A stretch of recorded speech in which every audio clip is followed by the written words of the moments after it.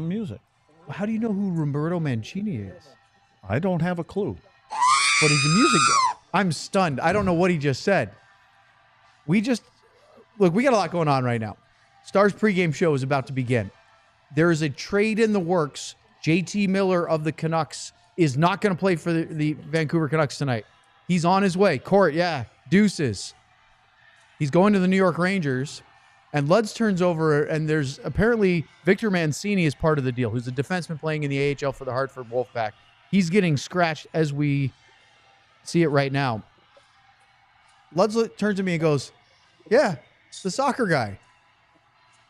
As if he knows who Roberto Mancini is. No chance. I don't think Sam has a clue. John might. I'm a world traveler. I know stuff. I'm stunned. I just don't let on to it often. I do a good job of not letting on to it. He plays drinks dumb, and he knows things. But he knows things, and he definitely drinks. Actually, I got to be honest about this. I was thinking of Henry Mancini. Oh, there you go. Yeah, I wasn't thinking of the soccer guy. Yeah, well, either way, let's start the show. Get ready, boys.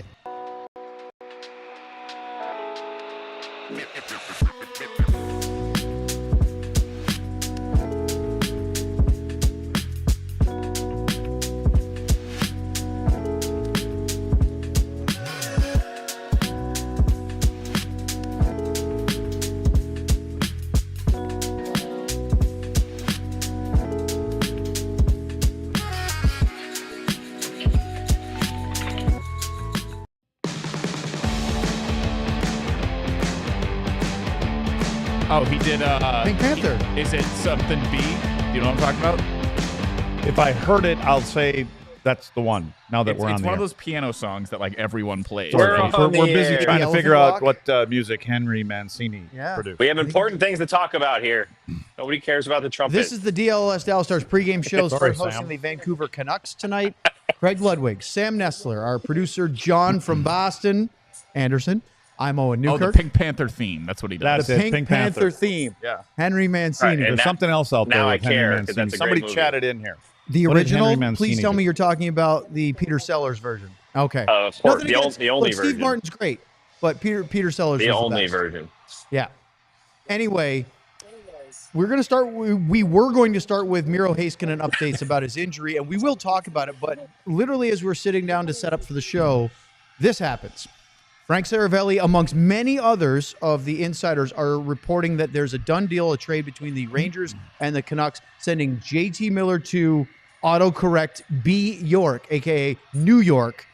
And Emily Kaplan has a tweet that Sam just found saying Miller, the return from the Rangers is Philip Hedl, Victor Mancini, who is an AHL defenseman for Hartford, and a draft pick. That's the latest that we've seen. I'm sure there'll be more to it. But three or four different reporters have Hedl going to Vancouver as part of the JT Miller trade.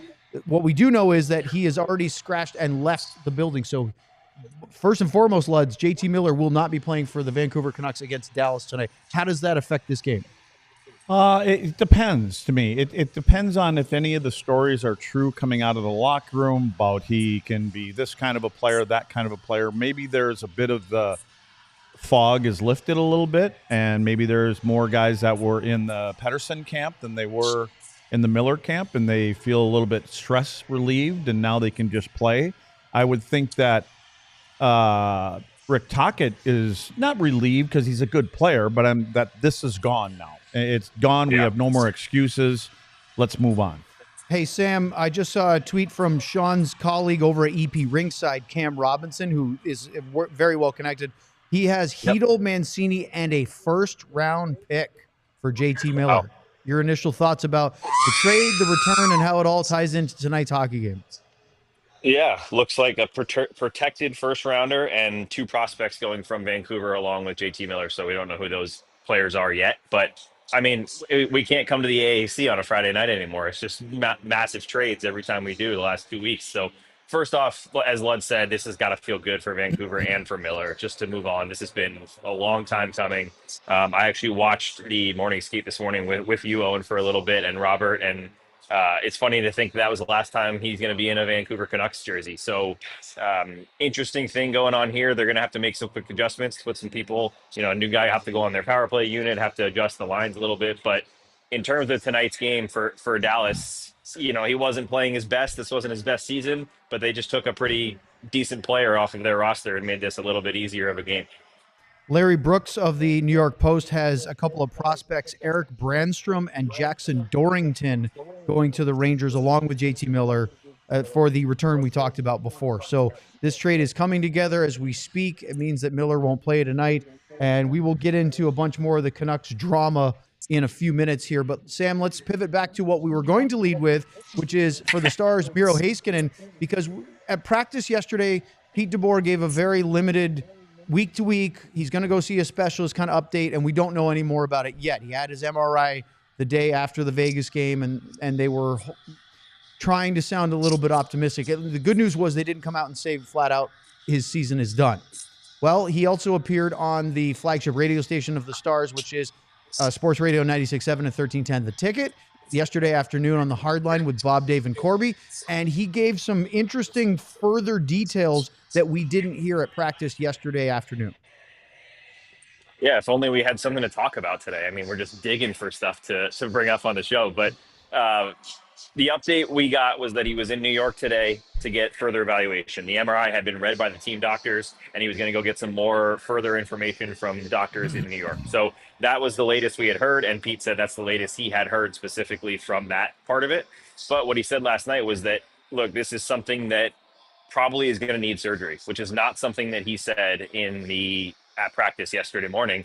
He said it's a something where the surgery is either a 8 to 10, 12 week recovery or a season ending 4 to 6 month type of recovery. Pete's very optimistic that it is not the second. It is the somewhere in the weeks range, couple of months maybe. He believes it is not season ending. Now, we don't know what that means. If it's 8 to 12 weeks, 11 weeks is the day before the final game of the season. So if he's somewhere in there, it's still pretty close to season ending. If it's closer to the 8-week end of March type of range, that's a little bit of a different story. So as much as we know right now is that there is probably going to be a surgery. We don't know what it's for, and we don't know the exact recovery timeline, but it definitely feels a lot more serious and a lot less optimistic than we thought. I mean, lots of people speculating on what 4 weeks looks like. Where is it going to fall with the Four Nations and only a couple weeks off with the break? And now we're looking at a totally different thing. And if it's anywhere near what Pete said, we're thinking a minimum of 8 weeks, which again would put them right at the end of March. Luds, for your thought process as you hear that, if 8 weeks is on the positive side, 12 weeks means you're looking at playoffs. Does that change, if you're Jim Nill, what you're thinking about at the deadline? If it's going to be, I mean, obviously you're probably hoping that Miro can come back, be healthy enough and be effective and play before the playoffs. But if it's like Tyler Seguin, I mean, geez, now they have an absolute monster LTIR space if they wanted to use that. Yeah, for sure. I don't think you throw the towel in and just say, there's nothing we can do about it. Sorry about your luck. You've got a club, and like I said before, you in my opinion, you have a responsibility to guys like Tyler and especially Jamie Benn and guys that have been around here for a while. And Tyler's going to be back at some point in the playoffs, and you want to make sure that you're at that point, whether it's the first round, second round, third round, whatever it may be. This is what that's why I get a kick out of the doctors and all this kind of stuff. They, can't tell you anything right now. Then they had they went and saw a doctor yesterday, and now we're going to send them to a specialist. So basically what they heard from the doctor was, okay, but let's see if there's another route that we can do. There's a show on Netflix, and it's called Selling Sunset. You ever seen it? No. You have, Sam, Selling Sunsets? Mm-mm. Oh, wow. Nope. Got some hot chicks in it. They're selling real estate and stuff like that. Is this like a Sunset as in like Boulevard in California? It's in California. I gotta check it out. And so this, check it out. Well, this is selling hope. That's what this stuff is. It's selling hope, and we're all going to keep hope alive. And you don't want to say when you got one of your, if not your top player, is not going to be here for the rest of the playoffs. So we're going to do everything we possibly can to get him in. But as far as upstairs go, we have to do what's right for our club moving forward. And when we get this call from this, the specialist, and here's what it's going to be. But again, Miro's going to be back. So it's not like you're going to go out and look for a number one defenseman because you have a number one defenseman. You're going to try to find someone that you can start to piecemeal it together and say, we can get past this, we can get past this. And when Tyler gets back, Marchman's going to get back first, then Sagan's going to be back. Let's get us to the second round or whatever that should be. I don't know if that guy is available for what they're looking for. I don't know how many players in the NHL can do what Miro does, and I'm not talking just on power play. I'm talking play 27, 28 minutes a night, lug the puck out of the net with effortlessly. Okay. You know what I mean? So, is Sam? We just a problem here, Sam? You can't hear it, but they're literally playing "Why Can't We Be Friends" behind me, which is our thumbnail, and I think it's hilarious. Sorry to interrupt, Yeah, but I your got really AirPods are distracted definitely by canceling that out, but that is pretty Oh, funny. it's very funny. They're trolling the Canucks. They are. Okay, Sam, we don't have a lot of time before the warm-up starts, so we were going to do 3 or 4 different bullet points, but I'm going to ask you to just try to summarize it as quickly as you can. The only lineup change is obviously Miro is out, and the Stars recalled Kyle Capobianco from the AHL's Texas Stars. The 27-year-old will make his Dallas debut, and it'll be his first NHL game since April 27th, 2023, which was the only playoff game he played for Winnipeg that year, which was the Game 5 loss that eliminated Winnipeg by the Vegas Golden Knights in the first round of the playoffs, the year that Vegas would eventually meet Dallas in the conference final. He has been great for Texas this year. He was huge for Manitoba last year. He was a first-team All-AHL selection because he had 54 points in 69 games for Manitoba. This year, 28 points in 35 games for Texas. Why Capobianco is the one calling it up this time, and how does that change things like the power play and Thomas Harley? Yeah, well, as soon as Miro was going to be out, there were a couple options the Stars could have gone. They could have brought Brendan Smith back on defense and brought up a forward, Matej Lumel or someone like that. Or if they liked what they saw from Smith, bring someone on defense. And that's exactly what they did. But it actually went a step further than that. Capobianco's an excellent power play quarterback. He does it in Texas. He's done it throughout his career. He's got 16 AHL power play goals in his career. He's got great vision, really good at distributing the puck. And that was the reason. Pete said straight up, that was the reason we called him up. And he's going to take over on power play number 2, with Thomas Harley obviously taking power play number 1, which I know we've been calling for, or I've at least been calling for a ton. Not the circumstances you want to get it in, obviously, with Miro going out. But Harley's going to move up to power play number 1. The only other switch on that special teams on power play is Jamie Benn and Rope Hintz are actually going to swap power play units, according to Morning Skate today. So kind of trying to even out the units a little bit more. But other than that, the biggest thing that I took away from this morning was talking about Thomas Harley. Harley's going to get more time. He's going to play at least a minute and a half of these power plays, most likely. And if it's anything like Miro, close to the full 2 minutes of it. And in order to do that, Pete had recently mentioned that he didn't want Harley playing as much on the power play because he was killing penalties, and they didn't want to load him up in minutes like they do for Miro. So Pete actually said this morning, we're going to take the same approach as we did with Miro. We're going to cut back his penalty killing minutes. He's going to focus on the power play right now, and then we're going to fill in behind him on the PK. And he mentioned Brendan Smith, Matt Dumba, Liam Bischel as guys that will probably get, as he called it, an audition for the penalty kill. So for Harley, the focus kind of shifts here. He had been great. He was really good on the penalty kill. Now he's got a chance to run power play number 1 and not just be on that first unit, which is important, but be on for a very large amount of the power play time and put a lot more of his time into offense, which is, to be honest, the main reason the Stars were so excited about him since he's been a prospect. So that's going to be really exciting. As you mentioned, Capobianco has experience. He got 75 regular season NHL games. So this shouldn't be too big of a moment for him. He's going to play on a bottom pairing, looks like, with Matt Dumba. Other than that, the lineup, besides the Heiskanen switch, will be the same with Brendan Smith up at forward, who Pete has just continuously talked about how much he loved. I talked to Oscar Beck today about him. He's just bringing energy. He's bringing identity. He's bringing all those things you'd want in your fourth line. So for tonight, that's the big focus, is look at the special teams, see how the power play looks with Harley, and see what that penalty killing looks like. I expect Bischel to get a lot of rope on the penalty kill because he's just built for it. Well, Sam, warm-up is about to start. Let's keep an eye on what's going on out there, although I don't think we're going to see any surprises now that the Miller trade has dropped. But we will check in with you post-game, and I hope you have a wonderful time. I'll see you over there in a little bit. Sounds good, boys. Enjoy the game. All right. That's Sam Nestler over at the AAC. Luds, before we get into some other talking points, the clarification, which wasn't a lot, by Pete DeBoer this morning about Nils Lundkvist. He was told us yesterday he has an upper body injury. So it's not a healthy scratch. He has been observed working very vigorously on optional practices with Brendan Smith as healthy, what we thought was a healthy scratch. So he's clearly trying to either rehab from something or get up his training or something, but he's not playing. And it felt like, based on the way he'd been playing this year, that if Miro Heiskanen was hurt, that would be an opportunity for Nils to get a little bit more of an expanded role, maybe see some power play time. And now we get a real idea of what he can do. So this is bad timing for Nils to have this upper body injury. Today, Pete of the Morning Skate said, upper body, he's still out injured. We should have an update within the next 48 hours. That sounds curious to say the least. Well, I mean, again, I'm going to guess again, which I'm good at. Let's do it. I'm not speculate away. I'm saying it's from the neck up.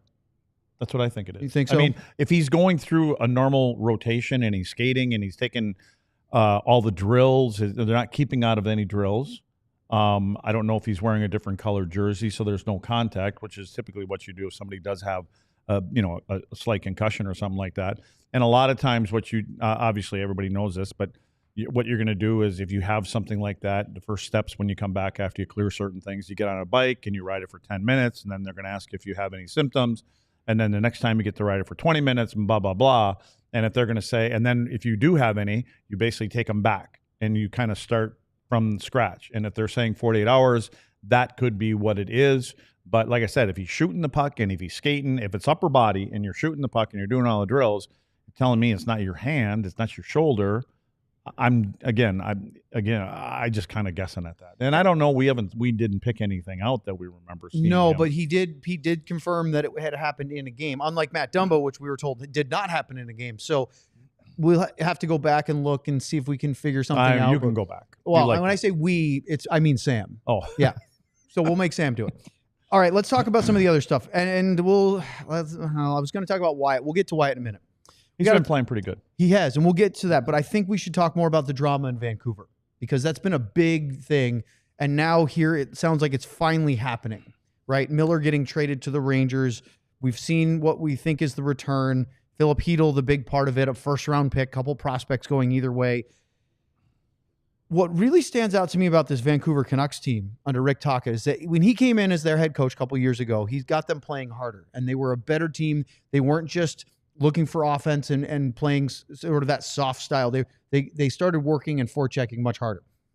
But they're better on the road, Luds, and they have a lot of struggles on home ice. And I just wrote distractions. Why are they so much better of a road team right now, do you think? They're under 500 in Vancouver at their home rink.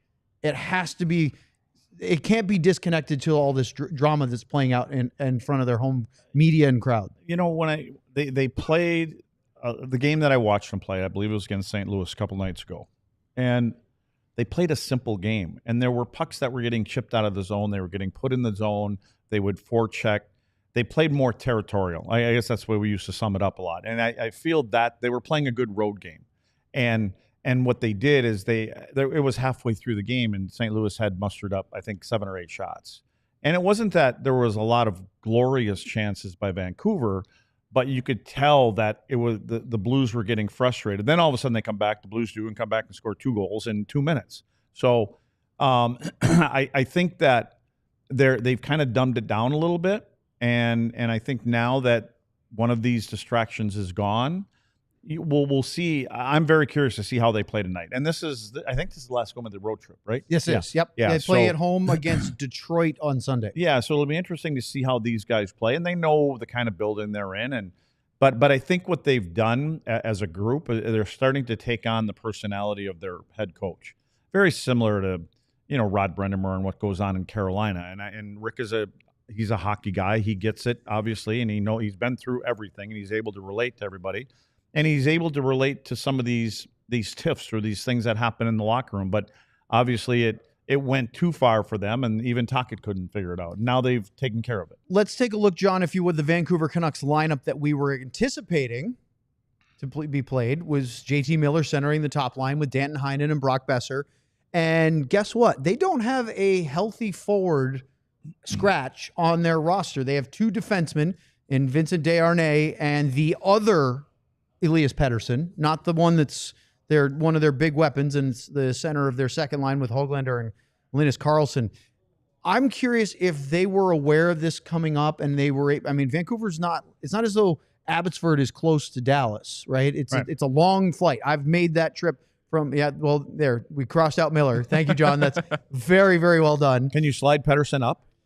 No, is that too much work? There's probably a little bit more animation there. But here's the thing. They might have to dress 11 and 7 tonight.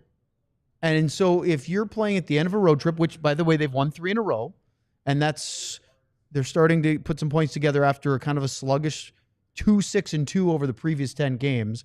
The Stars have won 3 in a row. Stars, of course, have been playing much better hockey than Vancouver has of late. How does I mean, you and I have talked about this so many times on the show. 7 defensemen is not ideal. Defensive cores and coaches would rather roll 5 than 7 because, as you've said multiple times, the flow for 7 is just not there. You don't get into a rhythm. A guy sits too long, maybe doesn't play very much. It's just awkward. Well, it's going to be about the bottom 3 because Quinn Hughes' minutes are going to go up tonight. And he can handle it, and he should handle it because the guy is phenomenal. And I think what you're going to see now that they've taken one of their offensive weapons out, not that Quinn Hughes is a guy that holds back or been holding back regardless of who they have in the lineup or not, but now that there's that piece missing, I would expect you're going to see Hughes more in the lineup now than he probably normally would be. And I'm sure they would prefer that doesn't happen, but I think it's just going to be a natural thing to be able to generate more offense. I think it's in the last 25 goals that Vancouver has scored, he's been in on 64% of those 25 goals. In other words, he's their offense. Well, let's show their D and their goaltending, and let's talk about Quinn Hughes because, as Luddy mentioned, he's been fantastic. I have him down for 16 points in his last 12 games. The captain of the Canucks has 6 goals, right? You know, Harley has been kind of quiet lately offensively. Miro, before his injury, actually picked up an assist for his 5th straight game, which was good. But Quinn Hughes is scoring goals as well as creating them. He leads the NHL in defensive scoring with 58. He's in the top 20 overall amongst all skaters in points. He's first in defensive assists, and he's 3rd in goals from the blue line. He is one of the best defensemen in the NHL, and that's not much of an argument. Yeah, I used to, a couple of years ago when Adam Fox had kind of come on the scene with the Rangers, and he was that guy also. He's kind of changed a little bit for me over the last year, but Hughes, Hughes reminded me of Fox. Right now, Hughes reminds me of no one that I've seen in the last 15, 20 years, the way that he can dominate an offensive zone, the way how he controls. And he's going to win another award, right? But he's another guy like Miro where he defends as a defenseman with the puck. And he's got the puck all the time, but he makes these quick, perfect outlet passes, and he's got the ability to dance on the offensive blue line in areas that it has to scare the hell out of some coaches because he can literally be within 2 or 3 feet of his own blue line with the puck, and he'll do these little spinoramas where you would be scared that he loses the puck and the play goes the other way and he'll have somebody right on him. But he's a joy to watch. And so I think for the fans tonight, that part of the game will be interesting for them to watch what he does. Now, the Canucks are 1 point behind Calgary for the 2nd wild card spot, but they are not far from behind the 1st wild card in Colorado, and there's a gap between Calgary, Vancouver, and the next couple of teams, Utah, and then St. Louis, etc. So they're not completely out of this. I had them as one of the top 3 teams in the West going into the preseason. We thought they were going to be good, especially getting Demko back. Well, Demko took longer, but he is back, and he is still a huge weapon for them in goal. I think he's one of the best American goalies, and he probably would have been there over Swayman if he was healthy for the whole season. We're going to get a great battle between Demko and Oettinger tonight, and Demko has always played Dallas very well. Yeah, and again, that game that I was watching the other night, we'll see if he can bounce back because 2 goals that they scored weren't great, and the goal that was scored in overtime wasn't but he is. I mean, they've been waiting for him to get back and be healthy, and I've heard some of their guys talking in the past few weeks that they don't think he's 100%. But again, I don't know if anybody's really 100% after 50-game mark anyway. So. But anyway, for me, it's going to be how does this team play tonight against Dallas because of the trade.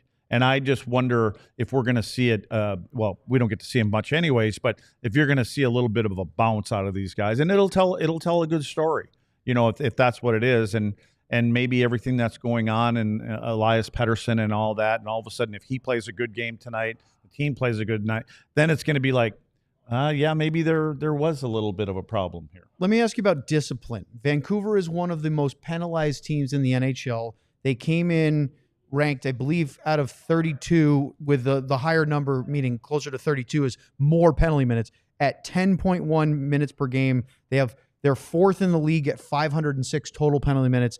They are fifth in minors. But you just listen to this. Through 50 games, 179 minors. And I know this is not to be graded on the same scale as when you were playing in the 90s and even in the 80s, where you say 15 majors, you go, that's what, a weekend? Yeah. Right. But 15 majors, they have a match penalty, 3 misconducts, a game misconduct. This team is averaging about 10 minutes, as I said, and they don't draw as many as they take. So they are a net minus 14 in penalties. Can that be something that you can take advantage of? I think if you had time to take a look, I'm going to guess that some of those are racked up against Calgary and Edmonton. I mean, you know what I mean? The like rivalry it's game, the sure. rivalry thing, and the proximity being close, Canadian teams, and all this other kind of stuff. And I'll go back to taking on the personality of the head coach. I mean, when Rick Tocchet played, he was an in-your-face kind of guy, and he will demand that same kind of play. No, he doesn't want to spend time in the penalty box, but I think sometimes you cross the line a little bit, and that's probably one of the areas that they would love to improve on. But I just think that they're more of a team that's going to try to get under your skin, and I just think when they're playing in that division, it gets a little more heated over there. All right, let's look at the Stars lineup as to be expected. No change up front. Same group, including Brendan Smith at that left wing of the fourth line. The only difference they did as far as the line combinations was how they finished against Vegas, with Hintz centering Johnston and Robertson, and the third line of Sam Steele with Dodonov on the left and Stankoven on the right. Obviously, Pete DeBoer made a real point to talk about having Hintz, Johnston, and Duchesne as three really good centers down the middle, but this does load up the offense on that first line. Yeah, like I said, everything is going to be different from game to game, and I think it's the ideal situation if you can get those three guys down the middle of the ice, because it tells you that now there's the wings that complement those three guys on those top three lines. So I just think and again, I think a lot of this stuff will change if it needs to during the course of games, but we've seen the chemistry now of what's going on with Robo and Hintz and Wyatt, and you can see that. And so very similar to what we saw with the Duchesne line when Tyler was there and Marchment was there. And so I just think if you're at home again, you've got the ability with the matchup, you're kind of leading Trump is what you're doing. Listen to this from this three. That's not Donald Trump. That's just Trump. Robertson, I know it messes with that line. You want to say Trump like a card game. Yeah. And it just makes it all different. Robertson, 23 points in his last 16 games, 10 goals, 13 assists. Wyatt Johnston, 23 points in his last 18 games, 8 goals, 15 assists, natural hat trick in the comeback win over Vegas the other night. Roope Hintz, 10 points in his last 11 games. That's around the injury, 4 goals, 6 assists. They are, as a trio, all feeling it offensively. And I had a chance to talk to Jason Robertson this morning. I walked over, I said, hey, I got to ask you first and foremost, how much different do you feel right now than you did at the beginning of the season? He goes, mentally or physically? And I said, both. He said, a lot. Well, one is connected to the other. And you said this from the beginning. Kudos to you. You were completely right. Jason said that in early November, he couldn't help but have in his brain, am I going to be, he used a different word, but junk all season? Am I going to go out there and not be able to produce? He goes, it's really hard to escape those thoughts when you just can't put it all together. And don't you think Wyatt maybe was kind of feeling the same way? Because Absolutely. he got off to that same kind and of start. Harley too. Again, I think it had a lot to do with how good the year went last year. And you don't appreciate the work that you put in to get to the year that you had the previous year. And it's just a good reminder to him that you start all over again. It's just like when you get to game 83 this year, you're starting all over again. All these numbers, all those stats, every single team is at 0. And everybody starts even, and it's a whole different season. So, yeah, I just think for those guys, so much is driven by numbers and by points. And when they have the success, they feel good about themselves. They're more confident with the puck. They're a little bit quicker to hang on to it a little bit, make another little play that drive the coaches nuts sometimes. But again, when it's your guys that are carrying your games and scoring the goals and typically winning hockey games for you, you just got to let them do what makes them feel good, because when they're feeling it, and you don't mess with it. And I asked Robo just to confirm this. He had really never been hurt. He'd played every game. He had been maybe injured and playing through something, but has never forced to miss time. And he said this was the first time I've had an injury like this where it caused me a substantial change in his abilities. And so it was the first time he's really gone through this at this high of a level, and it definitely messed with his mental side, his physical side. He is feeling completely different right now. Let's look at the Stars D and goaltending really quick. Obviously, we know we have Oettinger in goal, but Kyle Capobianco, Luds, gets a chance to play for the first time in about a year and a half. He hasn't played for he missed all of last season in NHL. He played all year with Manitoba in the AHL. But this is a 27-year-old that has offensive skill and is going to probably get some power play time on the second unit, unless Harley stays out for the whole 2 minutes. When you were doing your thing a little while ago, I was looking at it on my little board here, and I'm going, it sure looks different. It doesn't look like that same dominating defense. And even though that Miro's not in there, because everything seems to space out differently when you've got Heiskanen in there. And I guess I'd say, well, it's a good thing they're not playing Winnipeg, or they're not playing Carolina tonight, or they're not playing Vegas from the other night. So it'll be interesting to see. And again, Vancouver isn't as heavy up front as, some other teams that they're going to play. So I look at it and go, well, I would expect Thomas Harley tonight to be somewhere around 25, 26 minutes in that Heiskanen neighborhood. Lyubushkin's minutes are going to be up, and obviously Essa's minutes are going to be up. It all depends on the kind of game that is played, how many penalties are on each side of it in power plays. Just a last little thing to keep an eye on, a player that likes to play against the opponent. For Vancouver, Eliaspettersson has 14 points in 15 career games against the Stars, 6 goals, 8 assists. He's a +10. He always seems to cause trouble against Dallas. You got to make it hard on him. He can't get in there and kind of do the little spin-aranas and tap dances and get the second and third opportunity.